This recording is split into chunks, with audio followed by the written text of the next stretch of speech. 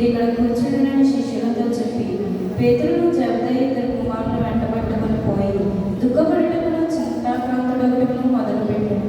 అప్పుడు యేసు, మరణమగునంతగా నా ప్రాణము బహు దుఃఖంలో మునిగి ఉన్నది.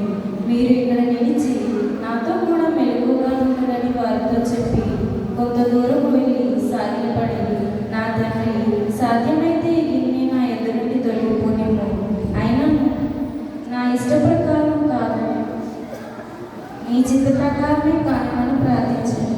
ఆయన వల్ల శిష్యుల వద్దకు వచ్చి వారు నిద్రించుట చూచి, ఒక గడియను నాతో కూడా మేల్కొని ఉండలేరా?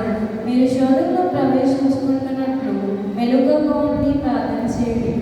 ఆత్మ సిద్ధమే కానీ శరీర బలహీనమని పేతురుతో చెప్పి మరలా రెండో మారు వెళ్ళి, నా తండ్రి, నేను దీనిని త్రాగితేనే కానీ ఇది నా ఎదురు నుండి తొలగిపోవుట అసాధ్యం కానియడగా నీ చిత్తమే సిద్ధించుగాకని ప్రార్థించి తిరిగి వచ్చి మరలా నిద్రించుట చూచాను.